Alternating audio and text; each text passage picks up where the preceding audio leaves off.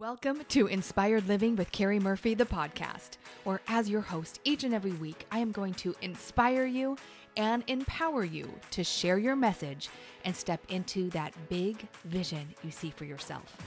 I'll be bringing you celebrity interviews, influencer insights, and my personal tips from decades as an on-camera talent, TV host, media expert, and entrepreneur, so you can build a brilliant seven-figure brand.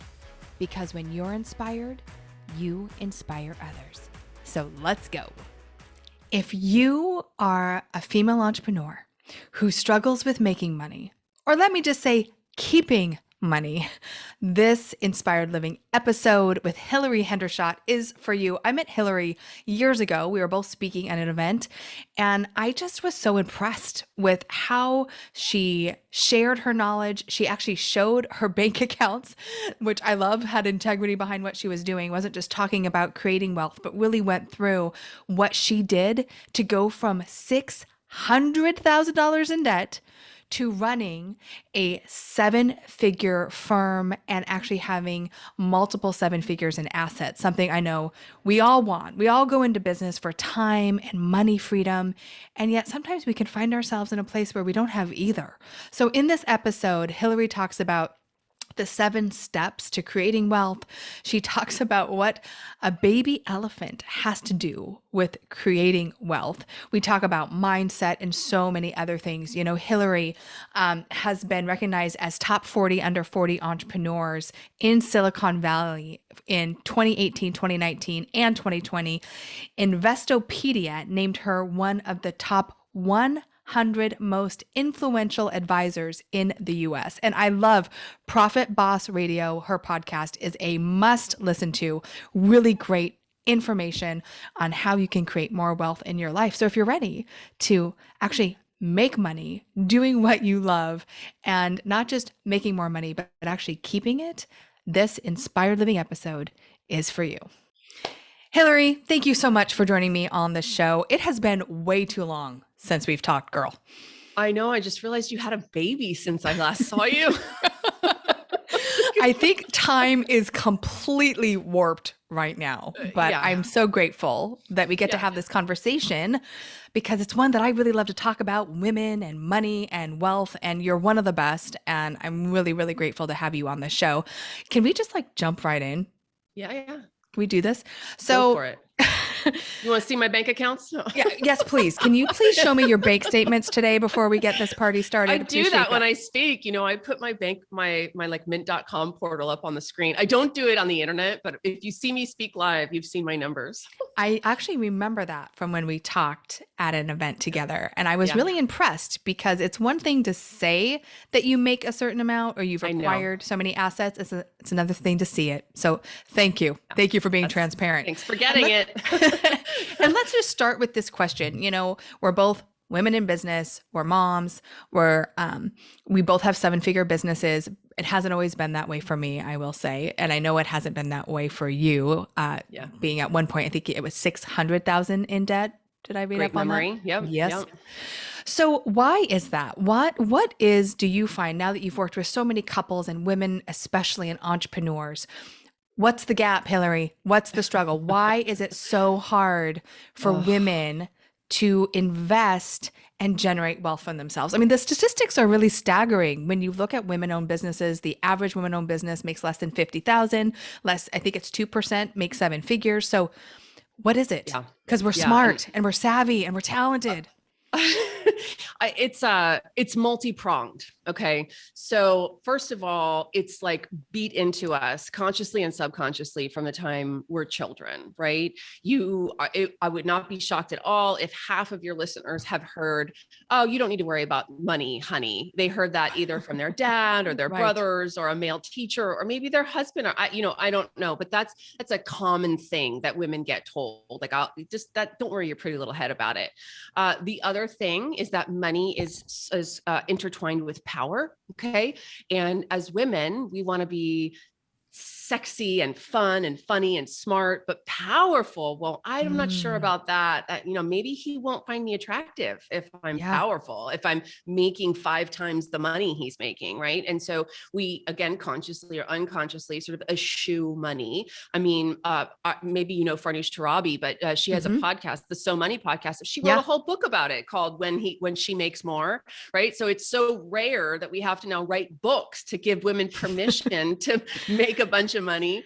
Also, we as a society really don't understand the power of our beliefs about money. Hmm. That if I said to you, look, it's critical what you think and believe about money. Your thoughts lead to your actions, which leads to your results. You might think of that as a little woo or a little new agey, but it's not. It's proven Yeah. out by hard sciences. Neuropsychologists know this, and yet the sort of knowing hasn't permeated into the psyche. So we're Yeah, really at that a conditioning is disadvantage. tough to break. I'll tell you, society says, right? Men make more. Men Yeah. are the head of the household. Women take care of the kids. And even though we've seen such great advances, I would A think, revolution, really. Yeah. yeah, like I still think there's that inequity is still there. Like women, you're supposed to be here, and the men are still going out there to make more money. And I will say what I love so much about you and your podcast and just all the women out there that are sharing this message is that it does everything in our life stems from what we believe, It right? What does. we're conditioned to believe. It does. And, we have a really broken relationship to money. I always say money is the last frontier of feminism because, we're out there talking about earning, closing the earnings gap. We're talking about having a seat at the boardroom table, but no one's saying if you own a business, pay yourself a lot of money. Right? Like, Okay. Yes. Okay. So let's talk about that for a minute because, and I will say too, I was so guilty when it came to running my businesses, like paying myself last, because I just was like, I just need to reinvest. I need to keep reinvesting in the business. I need to bootstrap it. I need to grow it. And so it wasn't until, gosh, I honestly want to say we just implemented Profit First this year. But even before that, like I was bringing in like maybe $1,000 a month. Like it's ridiculous. We're a 7-figure business and I'm bringing in $1,000 a month. yeah. Why do we do that? Because you do think, I don't want to pay myself. I'm just going to put it back into the business. What is wrong with that mentality? Yeah, there's nothing wrong with it. You just so I teach these. I like to talk about these metaphors for starting a business. So the first couple years, think about building your business like you are getting a 747 up off the runway. So you turn the No engines doubt. on, you got to get up to speed, right? That the thrusters go, the thing starts to lift, and this is the point where the plane is using the most fuel. It takes a ton of energy for it to get up to Mhm. that 30,000-foot cruising altitude. And this is why some entrepreneurs get VC funding, angel funding, small business association loans, right? Otherwise, you hear, the common knowledge or the common wisdom is use the 401k that you saved up when you were working that corporate job or rack up credit card debt. Or maybe you're lucky enough to have a spouse or partner who supports you through that period of time so you can keep your Mhm. expenses low enough where you don't have to go in debt to start your business.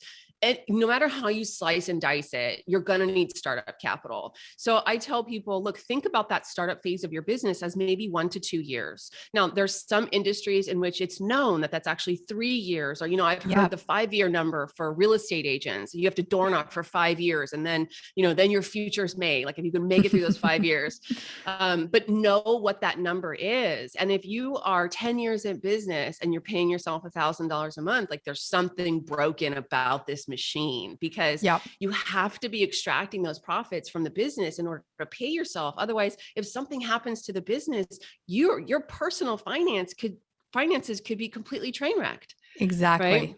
Yep. Yeah. Which is, So I mean, I experienced that personally in 2008. And now, really, just looking at how I safeguard that, because you're right. If something happens to the business, everything that you have was in the business. So you have yeah. nothing to safeguard yourself. So that's really, really juicy information for those of you listening and watching is like, ask yourself, like we start a business for time and money freedom. And yet we usually have neither of those things Neither. for quite some time. And then I'm Um, working 80-hour weeks and yeah. Yeah, what is wrong with this picture? So talk to us about Profit First. So that's something that your company, right, helps businesses implement. Uh-huh. Profit First is a book written by Mike Michalowicz. Most of your listeners have probably either read it or heard of it. And I was doing profits coaching for business owners, and everything that we were doing was aligned with what the teachings in Profit First.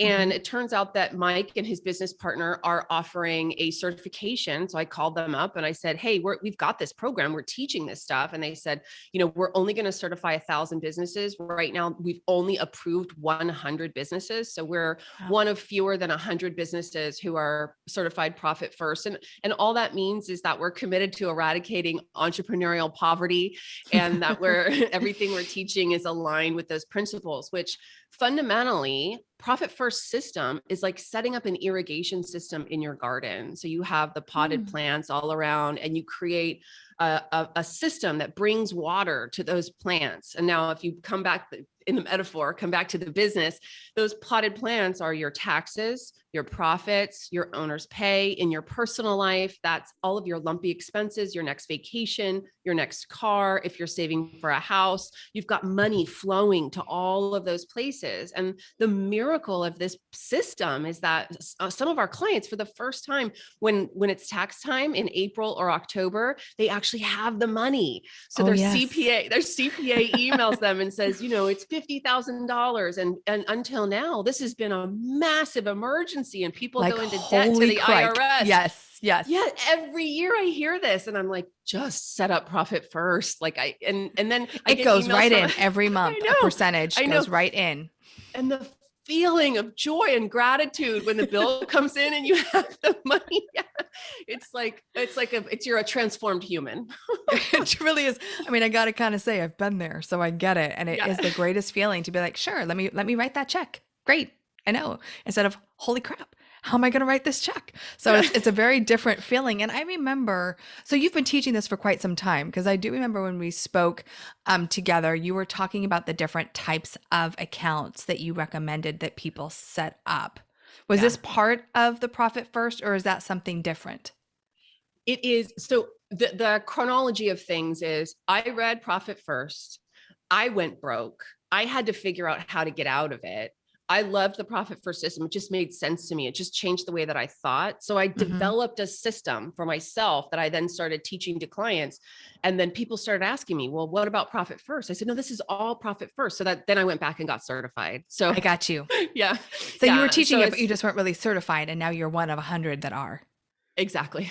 Amazing. So we kind of just threw out there that at one point you were $600,000 in debt, and now you run a 7-figure business and have multiple 7 figures in assets. So I'm assuming that wasn't like bada bing, bada boom, an overnight change for you. No, but what did you do? What was your strategy to get out of that debt to get to where you are right now? Yeah. So I had a pretty massive overspending problem. And when I figured out what the heck I was actually doing, I was actually buying things and spending on people so that I could convince them I was already successful, rather than saving the money to actually become successful. So Wow. Yeah. And I had got a broken relationship with money when I was a kid, and having nothing to do with my mom, who was a great and responsible and conservative spender. But there were things I wanted that she wouldn't buy me. I wanted brand name stuff. I wanted to give my friends big gifts for their birthdays, and that she wasn't having it. Right. So for me, there was never enough money. And I really had to grapple with the insidious behaviors that I had in my life that were having it be true that there was never enough money. So when you believe there's never enough money, you overspend. Like money burns a hole in your pocket, right? Because pretty soon you got to get rid of your money, or else it's not going to be true that there's never enough money. So I had to, I started doing everything the opposite. I made a very clear decision that I was willing to do anything and forego anything I had to in order to get out of the mess that I was in. Like I had to suffer that just massive, I guess, bottom of the barrel is the phrase, that kind of pain. When I literally couldn't put a tank of gas in my leased BMW and had to walk home from the gas station, I was so mortified. And I had one of those mortgages that went up every month. So the principal on the mortgage actually grew every month because I wasn't making the full payment. It was called a pick a pay. They let you pick your payment. Guess which payment I picked, right? So that's a good strategy. Pick the payment. Yes. it was a winning strategy from the beginning. Sure. And I went to the books, I went to the speakers, I went to the experts, and I became an expert in both neuropsychology and behavioral finance. And it Mm. was during that time I first heard the term overspender. I had never heard that term before, but I knew as soon as I heard it, I knew I was one. You're like, that sounds familiar. Yeah, Yes. yeah, that's very clear. Yes, very Yes. communicates.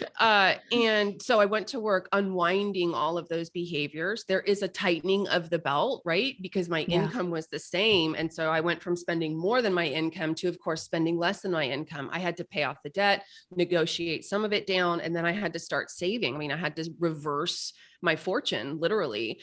And I found that as I became almost spiritual about money, that I could alter my speaking, that I could say different things, ask in different ways, design my calendar differently, like decide, you've heard the phrase, eat that frog. uh, Yes. do the hard things first, right? But Yeah. be Yep. religious about getting those profit creating actions and just and conversations completed every day.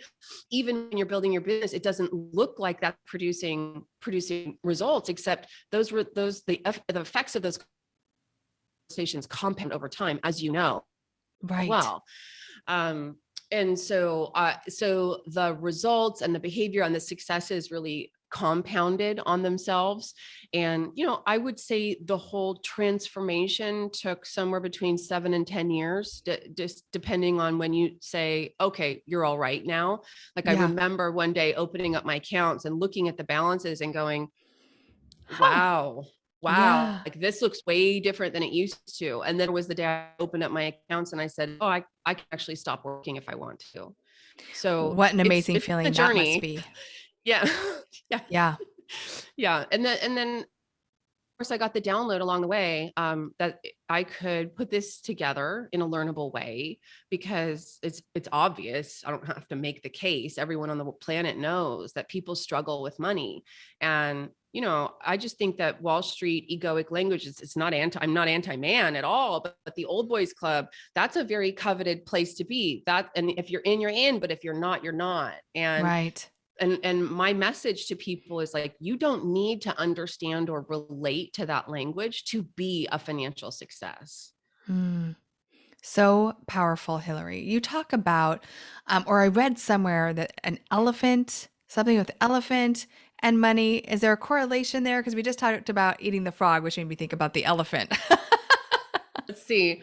I one time had a talk opening. I speak publicly a lot, and there was this story about a zoo trainer, an elephant trainer, who would tie the baby elephants to a tree. And then when the elephant grows up, so then the baby elephant learns that it can only go 3 or 4 feet from the post, right? From the trunk of the tree. And I know it's animal cruelty, but It's it's, so it's sad. probably just a metaphor. I don't Right. know. Okay. We're just going to But go then with the story. Yes. the story is the elephant grows up, and now all the trainer has to do is tie that rope around the elephant's neck, and the elephant never actually tries to get away from the tree because it's learned its place. Essentially, it's learned where it can't go past. And so obviously the lesson for entrepreneurs is a lot of you have given up before you've started trying, right? Like Wow. maybe you Yeah. tried once or twice or 5 times, but try it 100 times, right? Hmm. Yeah. things might change dramatically. It's a powerful metaphor. Hope that elephant did learn to move. But yes, I think, so many of us, we don't even realize that we have this noose around ourselves, that we can't move. We feel like Yeah. we can't, but it's not really there. The story we tell ourselves or the conditioning that we have really does become that thing that holds us. And at Yeah. any moment, we can choose. That's why I love neuroscience, and I love the behaviors around things and what causes some people to generate massive wealth while other people continue to struggle. And I know there's so Right. many deeper conversations we can have about that, but you talk about kind of the seven steps. Like, I know you talk a lot about that in the work that you Yeah. do. Can you share just a little bit about those? You bet. So essentially, around the time I realized, like I've clearly transformed this problem. I clearly fix the hole in my financial bucket. And I said, I've got to figure this out. How can I give this away? And so I Mm, looked back and I just said, looked at exactly what I did and in what order. So first is decide. The first step to wealth is decide. You have to decide that in your financial life, you're going to pursue financial health. And honestly, this is a big step for a lot of people because there are a lot of people resist money, resist wanting money, resist admitting that they want money, right? You mhm. might have a story, you're a starving artist, whatever that is, deciding to pursue financial freedom is a big deal. The second step is speak. And so this is the neuropsychology part. They're really getting related to what do you think about money? So what do you say to yourself and what do you say to other people? What even to transcribe your sales conversations or Mhm. looking at your website, for example, I had someone apply to my coaching program last night and I looked at their website and their biographies on their website are all just goofy, not serious, no credentials, nothing about what they do, nothing about why they do it well. And I thought, I can see that you're not making money, right? Like Right. this is emblematic. It's just a symptom, right? It's Right. just Yeah. it's one of your conversations about money. So that's step two, that's speak. Number three is plan. So this is the profit first, the giving each dollar in your ecosystem a job. When money comes into your business accounts, it should have responsibilities. It should flow naturally to your operating expenses and profits and short-term savings and long-term savings and taxes and like that. So that's plan. Then of course you have to earn. Everyone knows you have to earn. All business coaches teach you how to earn. You have to earn. It's a crazy thought. I know. I know. So you have where you start, and then of course you have to ask for more. So that's the fifth step to wealth is ask. Mm. And that can When you be say ask. ask for more, yeah, give me more information there.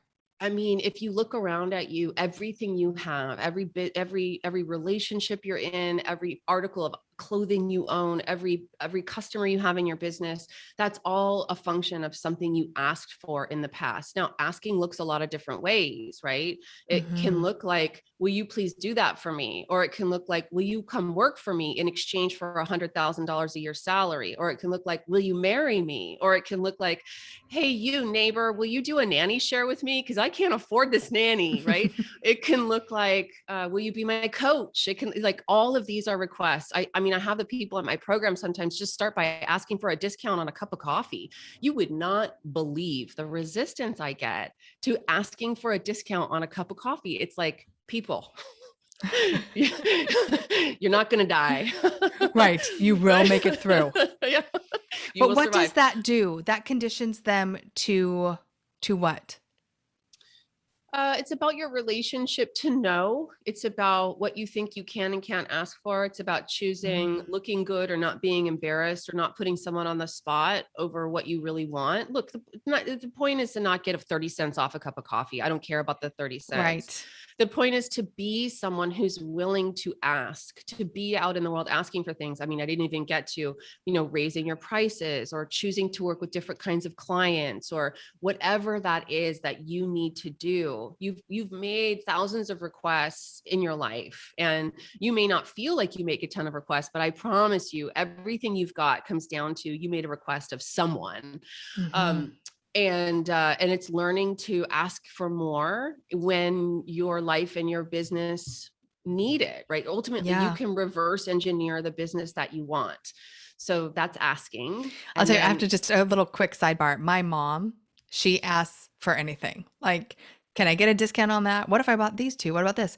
And I will tell you, I used to be mortified about yeah, it, but yeah. now it makes me a really good negotiator because I have no problem. You can say no, right? But I'm going to ask.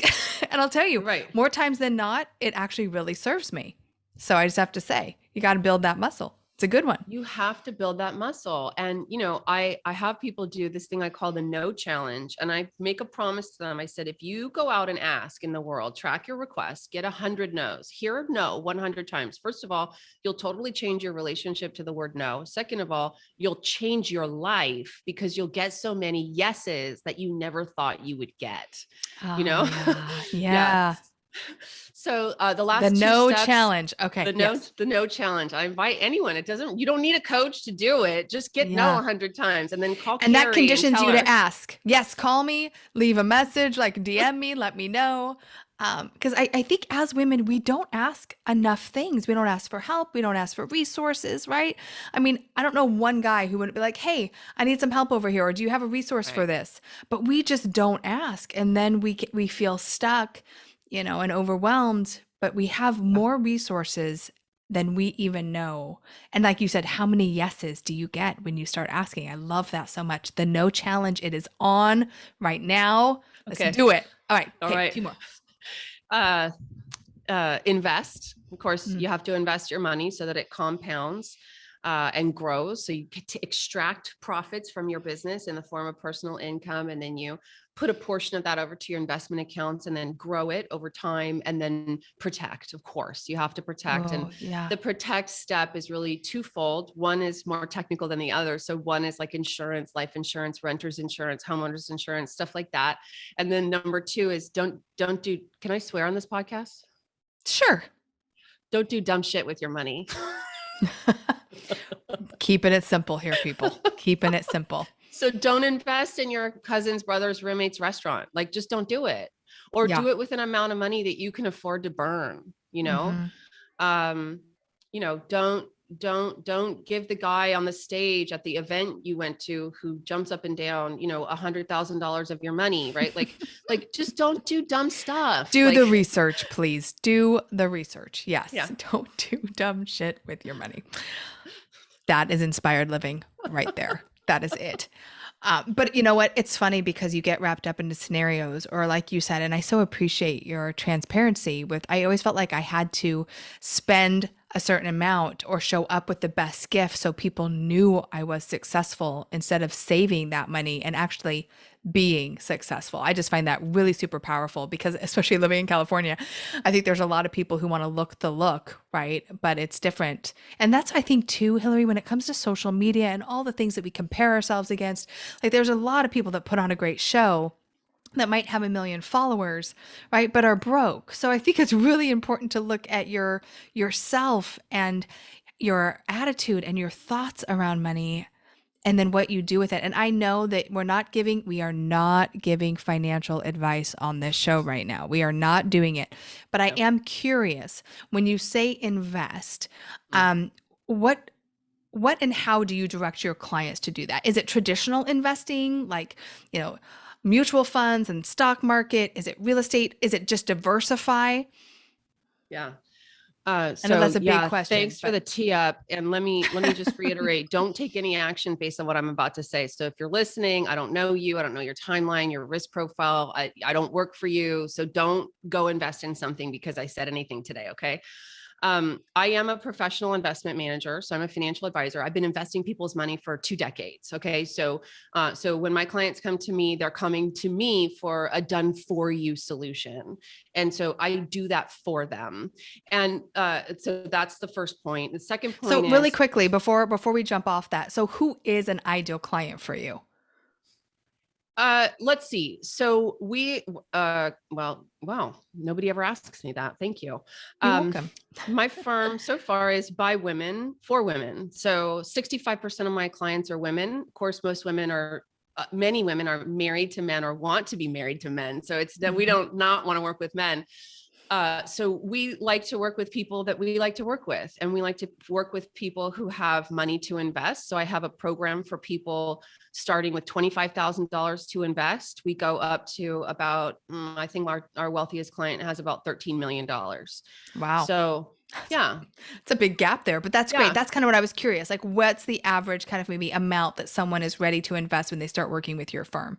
So anywhere Our, between our average, 25,000, I would say our 13 average million. client is 800 to a million. Okay, great. Yeah. Yeah.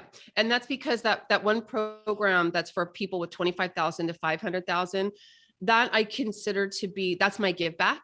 Right. So Hmm. sometimes when I calculate that number for my firm, I don't put those numbers into that calculation, if that makes sense. Yeah. Okay. Yeah. Okay. So back to investing. So Let's do talk about you, investing. yes. So in the entrepreneur community, there's a lot of talking about investing, right? There's a lot of throwing numbers out there. There's a lot of getting people excited. So you use the same kind of language to get someone excited about a new business as you would about an investment opportunity.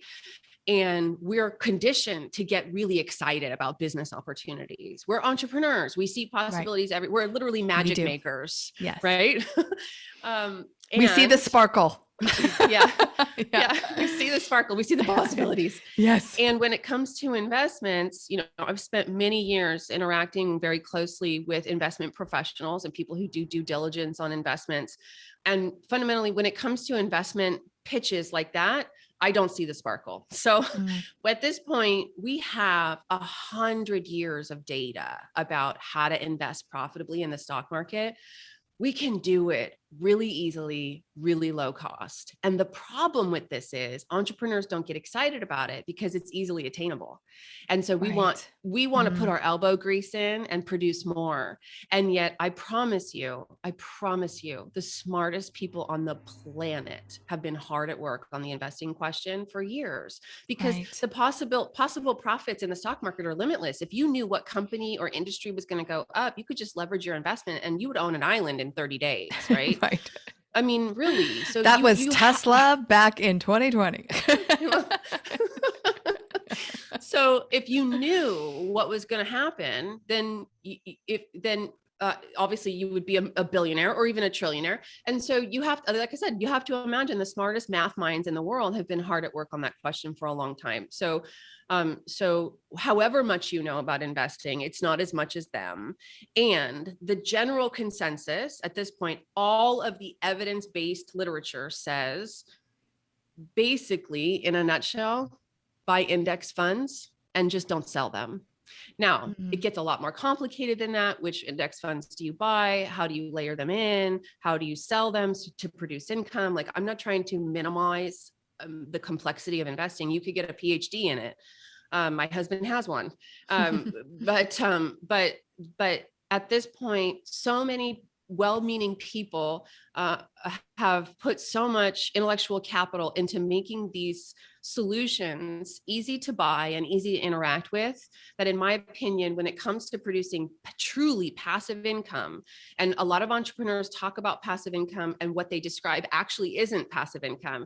But if you really mark off some of your funds, like earmark them for your financial freedom and set them aside and invest them the way that we do, that's truly passive income. You're not touching it. You're not doing Right. anything, right? Yeah. And those returns over time compound significantly. I mean, literally compound returns are exponential. So I have lots of clients who are highly compensated Silicon Valley executives who earn more in their investment portfolios every year than they do at their jobs, right? So I think that's where we would all like to be, right? Let my yeah, investments making more as my business continues to grow. And yeah. so I know that, the work that your firm does, it's, ran by women for women, but still loves to work with men. And a lot of couples, like we're in a place now that I'm married, that Michael and I are talking about, how do we create wealth together instead of like you're in a silo doing your thing, I'm over here doing my thing. Like, how do we Right. pull it in together and really build lasting legacy for whatever that is that we want? So I know Right. we're like, let's talk to Hilary. So coming soon. So if someone is interested in learning more, I know you offer so many different ways to work with you. What would be the Yep. next step for them? Thanks. So first, you can check out my podcast if you're on your podcast player at the It's gym great, right by the now. way. Yeah. I host Profit Boss Radio. We talk all things money. Sometimes it's relationship to money, but sometimes it's, do I need life insurance? I mean, these are questions that need to be answered, right? Yeah. You can find everything I do on the interwebs at hilaryhendershot.com. Hilary has one L, Hendershot has two T's. And fundamentally, there's two ways to work with us: either the done for you wealth management and financial planning, or this profits coaching for business owners. That's it. Pretty simple. All right. Amazing. Well, you have given so much amazing insight and knowledge today.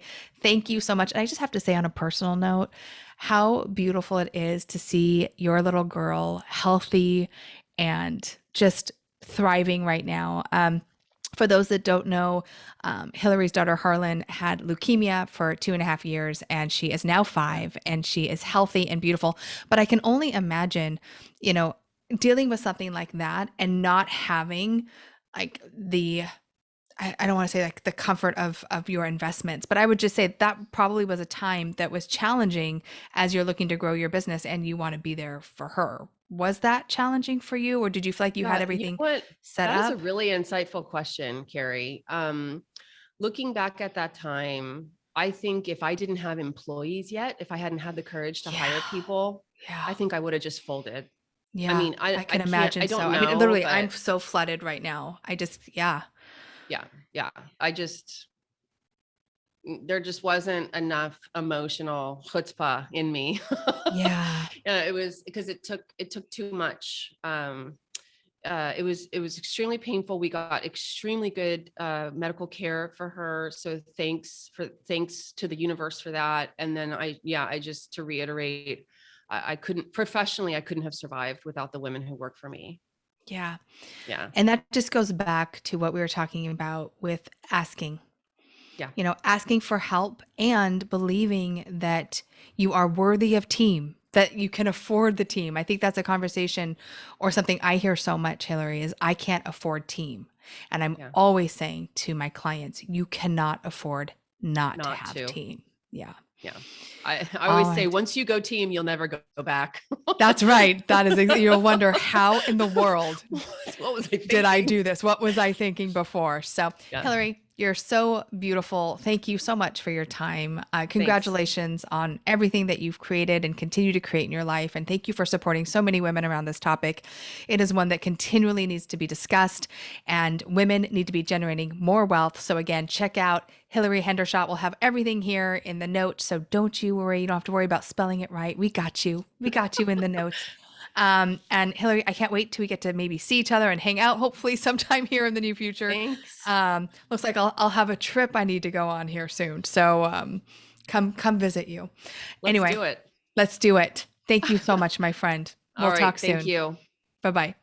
You've just heard another uplifting episode of Inspired Living with Carrie Murphy, the podcast. I hope you loved it. If you haven't yet, please subscribe, rate, and review this podcast. And if you'd like to know more about Inspired Living or to get your hands on many of our awesome free resources, such as the Be Studio Ready Guide, simply visit us at inspiredliving.tv/podcast. Remember, your vision is your destiny, and we're here to help you bring it to life. Join me again next week for another extraordinary episode.